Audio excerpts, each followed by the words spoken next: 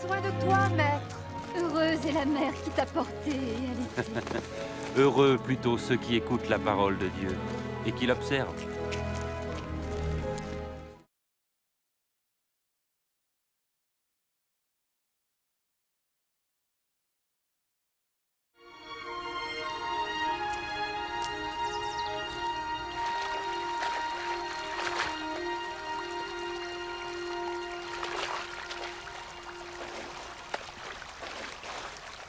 Apprends-nous à prier, comme Jean l'a appris à ses disciples.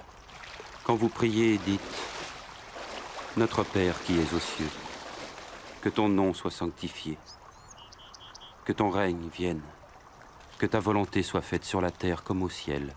Donne-nous chaque jour notre pain quotidien. Pardonne-nous nos offenses, comme nous pardonnons aussi à ceux qui nous ont offensés. Protège-nous contre la tentation et délivre-nous du mal. »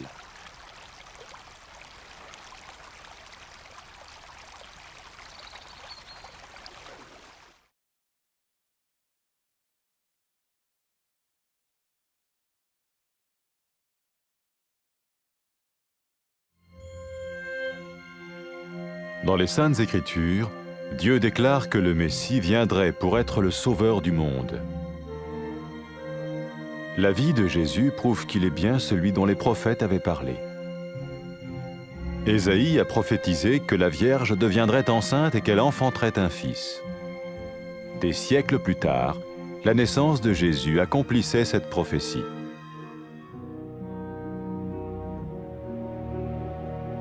Les Saintes Écritures déclaraient que le saint à naître serait appelé le Fils de Dieu.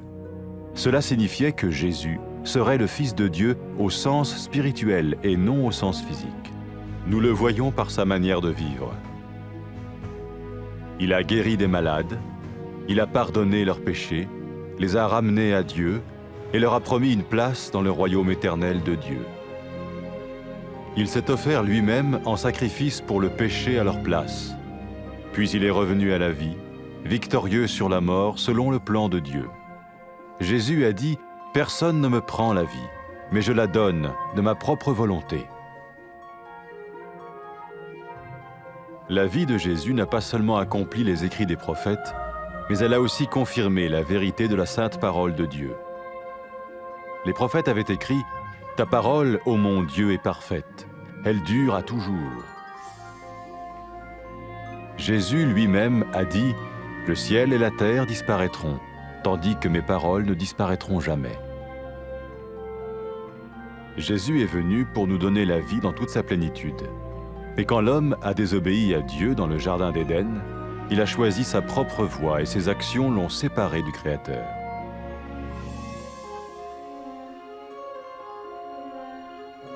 Les Saintes Écritures déclarent que tous ont péché et que le salaire que paye le péché, c'est la mort.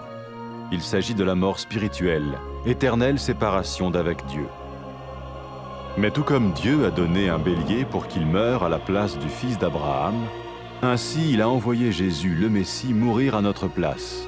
Sa vie, sa mort et sa résurrection restaurent la relation entre Dieu et tous ceux qui mettent leur confiance en lui. Maintenant, non seulement Jésus pardonne les péchés de ceux qui le suivent, mais il les sauve aussi du jugement éternel de Dieu. Ils sont sûrs d'aller au paradis et de vivre avec lui pour toujours. C'est cette vie et cette liberté de la culpabilité et du pouvoir du péché que Jésus offre à chacun aujourd'hui. Cela ne veut pas dire suivre une religion, mais choisir d'avoir foi en Jésus qui dit « Je me tiens à la porte et je frappe. Si quelqu'un entend ma voix et ouvre la porte, j'entrerai chez lui. » Cela veut dire se tourner vers Dieu et croire que Jésus vient dans nos vies pardonner nos péchés et nous rendre tels qu'il veut que nous soyons. Il ne suffit pas d'approuver intellectuellement ce qu'il dit, ni de vivre une expérience émotionnelle. Nous le recevons par grâce, au moyen de la foi, par un acte de notre volonté. Lorsque quelqu'un est prêt à suivre Jésus le Messie, il peut lui parler par une simple prière. Peut-être êtes-vous prêt maintenant à ouvrir votre vie à Dieu. Si oui, vous pouvez vous joindre à la prière suivante, silencieusement. dans votre cœur. Seigneur Jésus, j'ai besoin de toi. Merci d'être mort sur la croix pour mes péchés.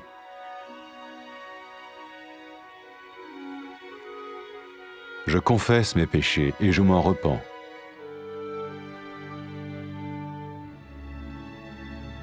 Je t'ouvre la porte de ma vie et je te reçois comme mon Sauveur et Seigneur.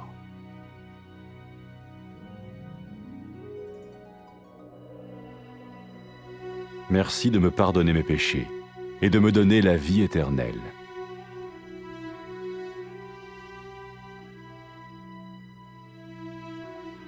Fais de moi le genre de personne que tu veux que je sois. Maintenant que je deviens l'un de ceux qui te suivent. Amen.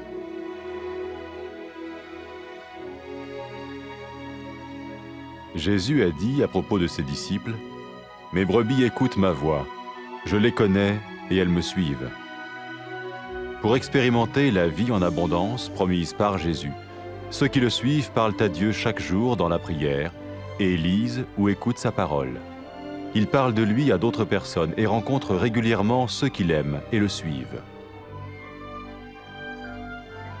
N'oubliez pas sa merveilleuse promesse. Tout pouvoir m'a été donné dans le ciel et sur la terre. Et sachez-le, je vais être avec vous tous les jours, jusqu'à la fin du monde.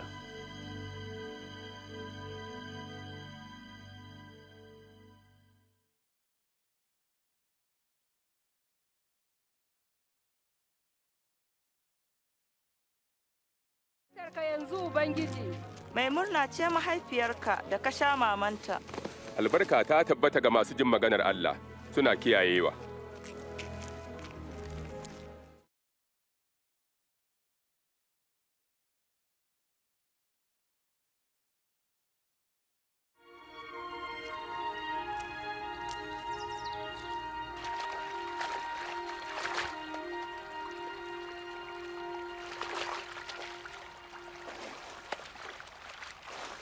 Koya mana addu'a yadda Yahaya ya koya wa almajiransa. Idan kuna addu'a ku ce, Ya Uba da ke cikin sama, a tsarkake sunanka, mulkinka ya zo, mulkinka ya tabbata a sama da ƙasa, ka ba mu abincin yini, ka gafarta mana laifofinmu gama muna gafarta wa duk wanda yake mana laifi, kada ka kai mu wurin jaraba, amma ka cece mu daga mugu.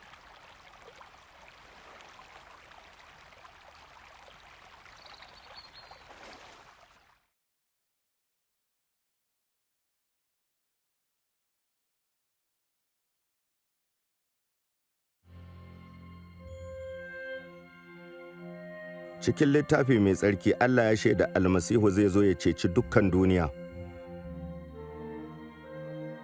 Rayuwar Yesu ta shaida lallai shine annabawa suka yi zancen zuwansa. Annabi Ishaya ya ce, wata budurwa za ta yi ciki ta haifi ɗa. Bayan shekaru da dama haihuwar Yesu ta cika wannan annabcin. Littafi mai tsarki ya ce mai tsarkin nan da za a haifa za a ce da shi ɗan Allah. Wato za a kira Yesu ɗan Allah ba ɗa na jiki ba amma ɗa na ruhu. Hakan ya bayyana ta wurin rayuwarsa. Ya warkar da masu cuta. Ya gafarta zunubansu, ya shirya su da Allah. Ya kuma alƙawarta musu mulkin Allah na har abada. Ya ba da kansa hadaya domin zunubansu, ya tashi daga matattu. Yesu ya ce, ba mai karɓe mini rai don kaina nake ba da shi.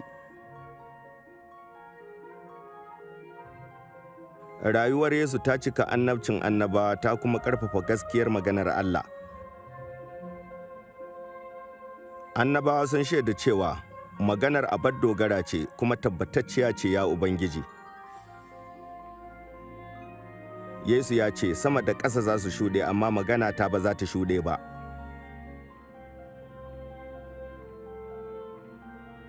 Yesu ya zo ya ba mu rai a yalwace. Ganin yadda mutum ya yi wa Allah rashin biyayya a gonar Adanin, mutum ya zaɓi bin hanyarsa wadda ta raba shi da mahaliccinsa.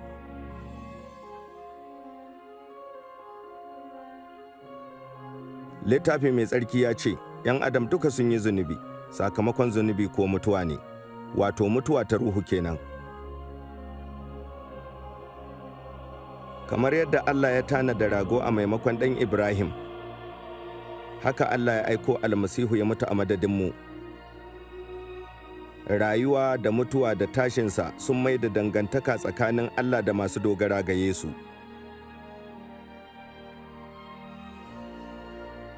Yanzu masu bin Yesu ba gafarta zunubansu kadai aka yi ba, amma an cece su daga hukunci, an tabbatar musu da shiga aljanna. Rai da ‘yanci daga ikon zunubi ne Yesu ke ba kowa a yau. Ba bin wani addini ba, amma ana zancen gaskata Yesu wanda ya ce, "Gane nan tsaye a bakin ƙofa ina ƙwanƙwasawa." Kowa ya ji murya ta ya buɗe ƙofar sai in shiga wurinsa.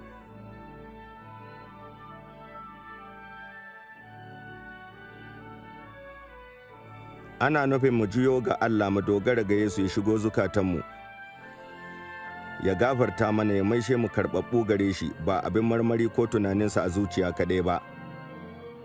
Karɓarsa za mu yi da son ranmu ta wurin alheri saboda ban gaskiya. Duk wanda ke so ya zama mai bin Yesu almasihu zai iya magana da shi cikin addu'a.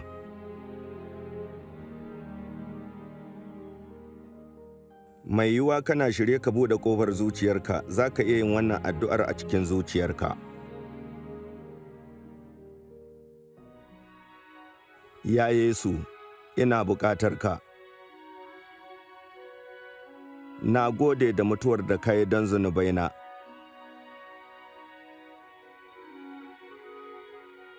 Na furta zunubaina da roƙon gafara.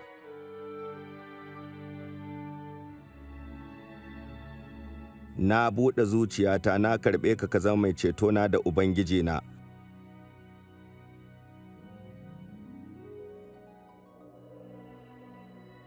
Na gode domin gafarar zunubaina, ka bani raina har abada.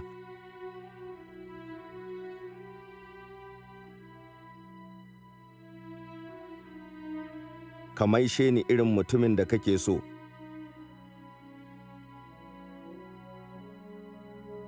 Yanzu da na zama cikin masu binka. Amin.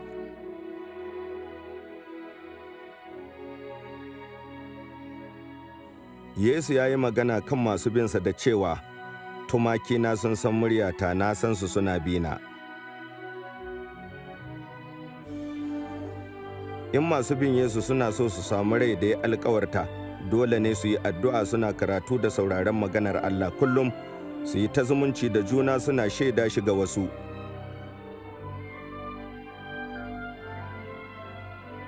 Tuna da alkawarinsa cewa an mallaka mini dukkan iko a sama da ƙasa, gashi ni kuma ina tare da ku har matuƙar zamani.